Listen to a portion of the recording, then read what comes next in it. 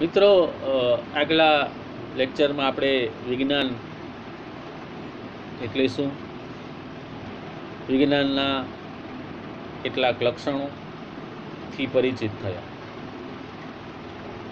આજે આપણે સામાજિક વિજ્ઞાનનો અર્થ અને લક્ષણોથી પરિચિત થવાના છે.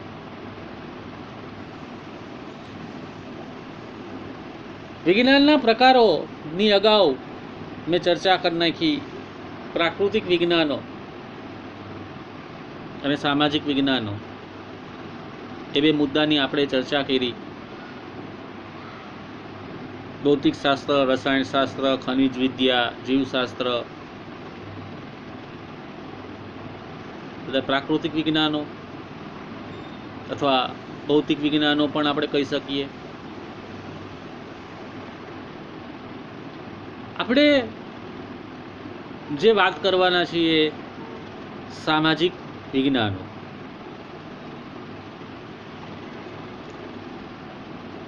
સમૂહ જીવનમાં જીવતા કે સમુદાયમાં રહેતા જીવો માટે આપણે સામાજિક શબ્દનો ઉપયોગ કરીએ છીએ.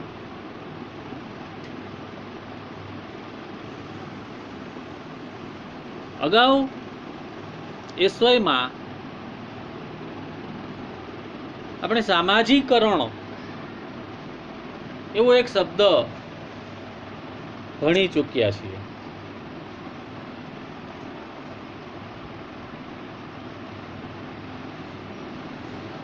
સમાજમાં કેમ રહેવું, કેમ જીવવું, જન્મ પછીની આ પ્રક્રિયા આપણામાં જે થાય છે એને આપણે સામાજિકરણ કહીએ છીએ. અને સમૂહ જીવનમાં જે જીવો રહે છે એને આપણે સામાજિક જીવ કહીએ છીએ. અને એટલે જ માનવી છે એ સામાજિક પ્રાણી છે.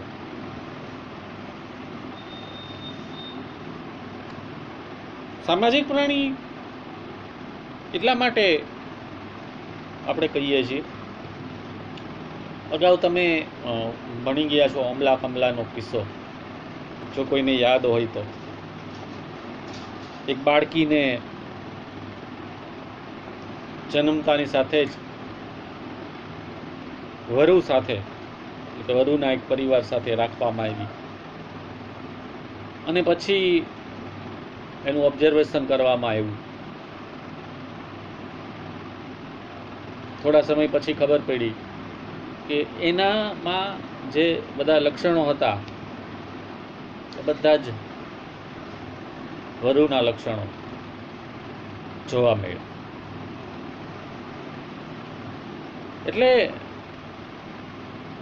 માનવી જે છે એ સામાજિક પ્રાણી છે.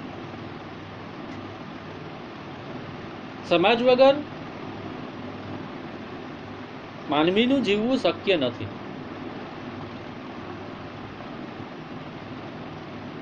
અહીંયા આપણે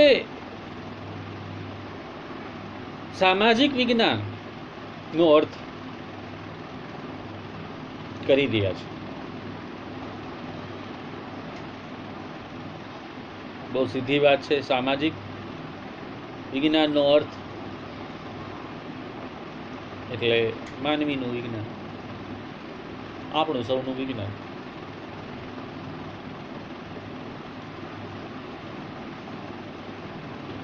અહીંયા કેટલીક વ્યાખ્યાઓ પણ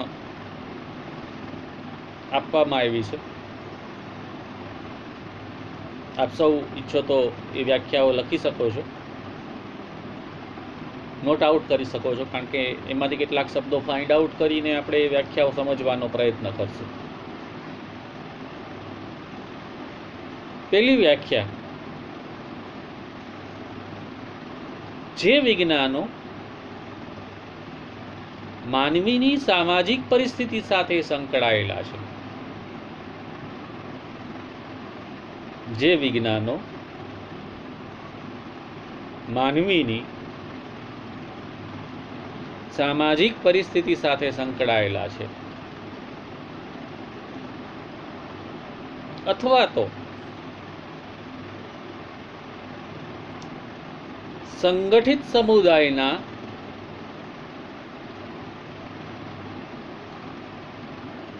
સભ્ય તરીકે માનવીની અસ્તિત્વ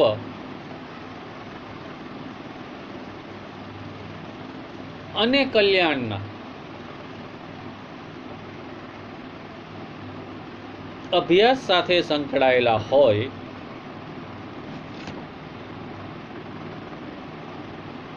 તેવા વિજ્ઞાનોને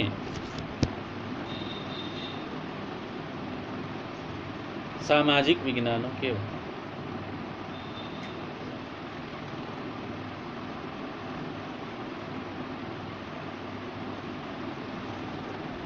આપ સૌએ વ્યાખ્યા લખી હશે.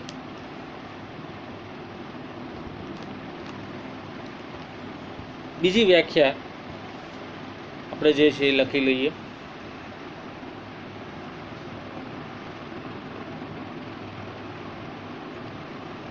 માનવ સંબંધોના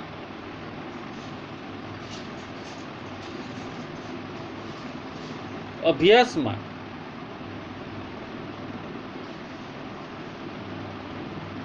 વૈજ્ઞાનિક પદ્ધતિનો ઉપયોગ કરતા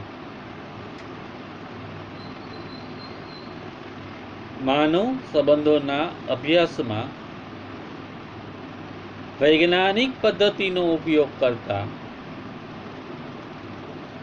વિજ્ઞાનોને સામાજિક વિજ્ઞાનો કહેવાય.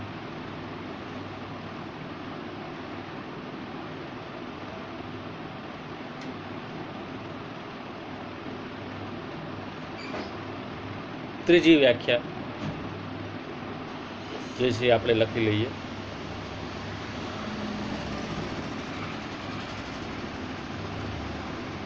વૈજ્ઞાનિક પદ્ધતિના ઉપયોગ દ્વારા માનવીની આંતરક્રિયાના સ્વરૂપો અને અંતર્ગત વસ્તુના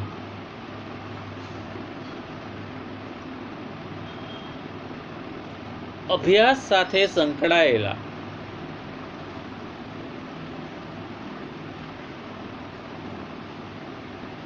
વિજ્ઞાનો સામાજિક વિજ્ઞાનો છે.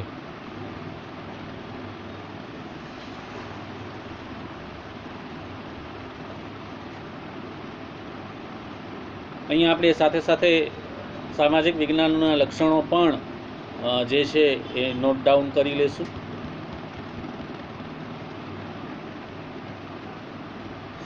આપની બુક અને પેન જે છે સાથે રાખશો. સામાજિક વિજ્ઞાનોના લક્ષણો.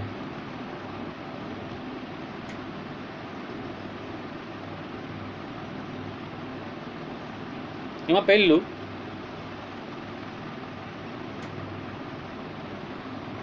વૈજ્ઞાનિક પદ્ધતિનો ઉપયોગ.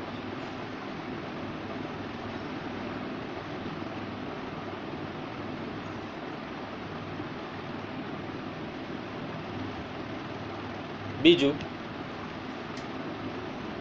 શુદ્ધ અને વ્યવહારલક્ષી પાસું. શુદ્ધ અને વ્યવહારલક્ષી પાસું.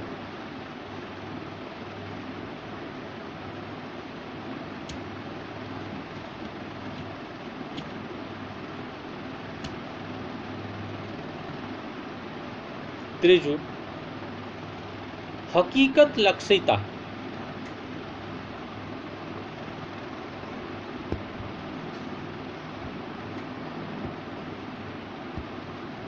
ચોથું સંચયાત્મકતા.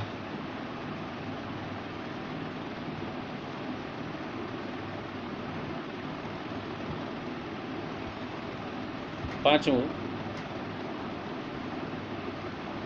વિષય વસ્તુની જટિલતા અને પરિવર્તનશીલતા. વિષય વસ્તુની જટિલતા અને પરિવર્તનશીલતા.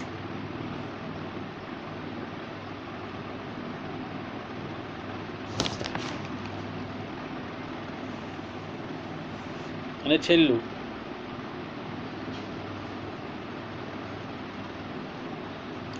સાપેક્ષ વ્યથાર્થતા. સાપેક્ષ વ્યથાર્થતા.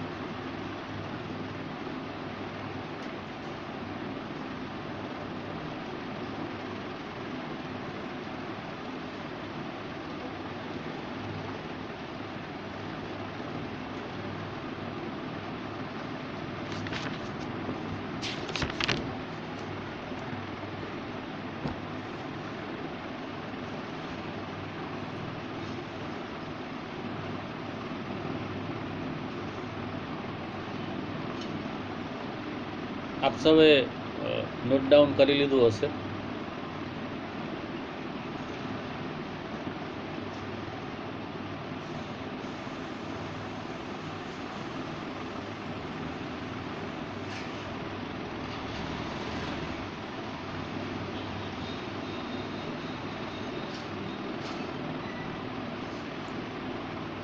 હવે આપણે સામાજિક વિજ્ઞાનની કેટલીક વ્યાખ્યાઓ જે છે એની સમજ જે છે એ મેળવશું.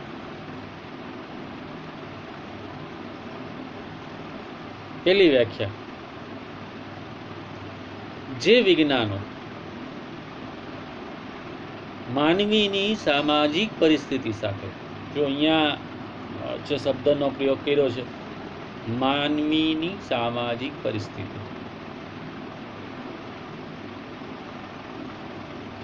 અહીંયા આપણે જે શબ્દ સમજવાનો છે એ શબ્દ છે સામાજિક પરિસ્થિતિ. મિત્રો, કોઈ પણ સમસ્યાનું કારણ આપણે એસવાયમાં સામાજિક સમસ્યા પેપર ભણી ચૂક્યા. એ સમસ્યાનું કારણ શું હોય છે?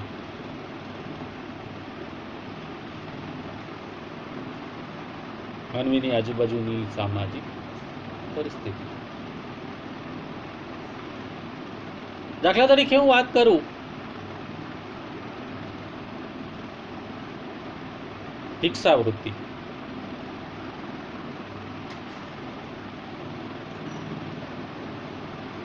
શા માટે ભિક્ષાવૃત્તિ થાય છે?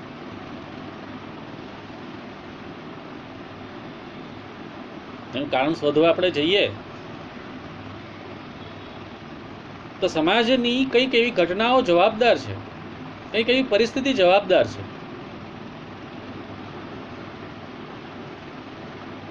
શા માટે વૃદ્ધાશ્રમમાં વધારો થઈ રહ્યો છે? તેનું કારણ શોધવા જઈએ આપણે. ક્યાંક ને ક્યાંક માનવીની સામાજિક પરિસ્થિતિ, કુટુંબમાં આવેલો બદલાવ જવાબદાર છે.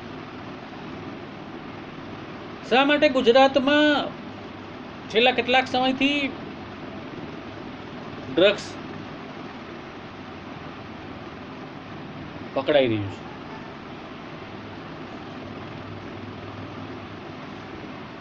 એની પાછળ ક્યાંક ને ક્યાંક સમાજ વ્યવસ્થામાં આવેલું પરિવર્તન જવાબદાર છે.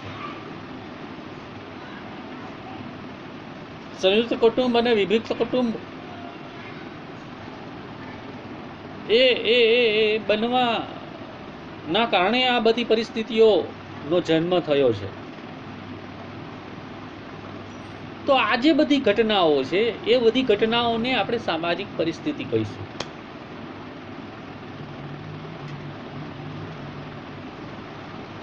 તો આ સામાજિક પરિસ્થિતિનો જે વૈજ્ઞાનિક પદ્ધતિથી અભ્યાસ કરે એને સામાજિક વિજ્ઞાન કહેવાય.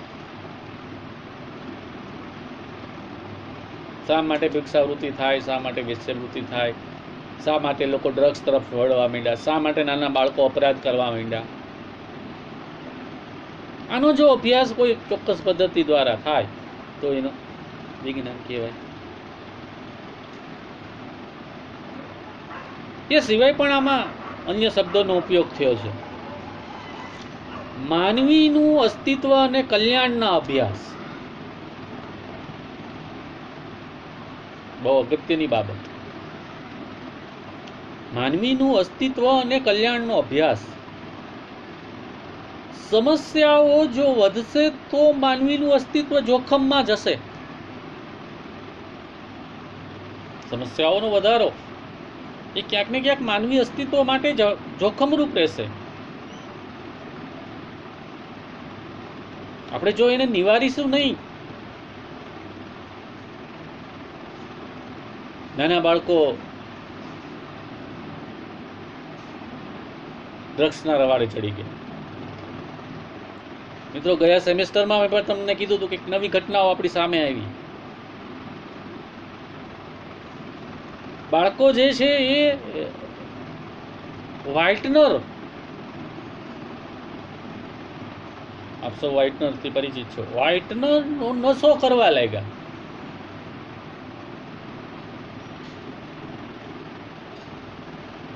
વ્હાઇટનર નો નશો જોખમી. ઇન્જેક્ટ નશાઓ, ચરસ, ગાંજો,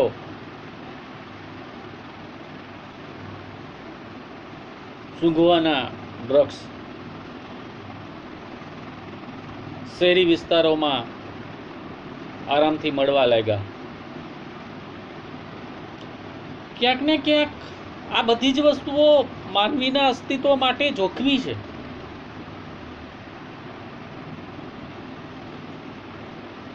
તમને પ્રશ્ન થશે કે કઈ રીતે જોખમી છે? પણ મિત્રો,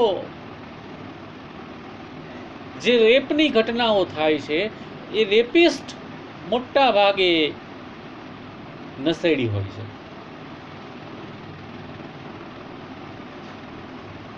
રાજકોટમાં ગયા વર્ષે 7 વર્ષની સૂતેલી બાળકીને ઉપાડીને એની ઉપર આજી ડેમ પાસે રેપ થયો.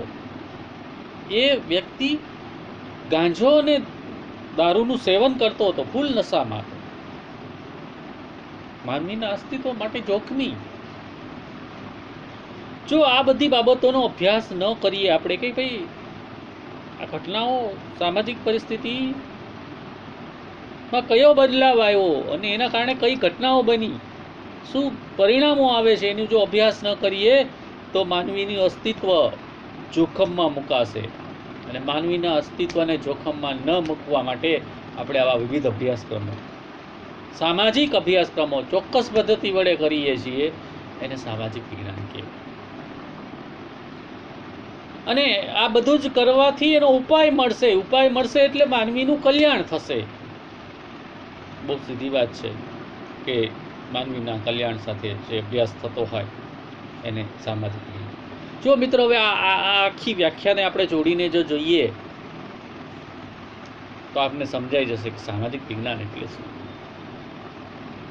તમે આખી ઘટનાને જોડીને જો જોવાનો પ્રયત્ન કરશો તો તમને આરામથી સમજાઈ જશે કે કોને આપણે સામાજિક વિજ્ઞાન કહીશું.